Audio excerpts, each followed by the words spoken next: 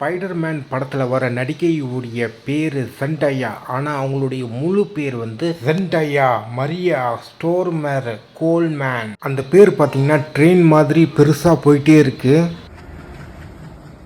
சென்டையா ஒரு வெஜிடேரியன். இவங்க வந்து பார்த்தீங்கன்னா கறி, அதுக்கப்புறம் சிக்கன், மட்டன் அதெல்லாம் சாப்பிட மாட்டாங்க. சென்டையாவுக்கு 11 வயசு இருக்கும்போது அவங்க அப்பா கூட வந்து ஒரு ஸ்லாட்டர் ஹவுஸ், இந்த ஆடு மாடுலாம் வெட்டுவாங்கல்ல, அந்த இடத்துக்கு கூட்டிகிட்டு போயிருக்காங்க.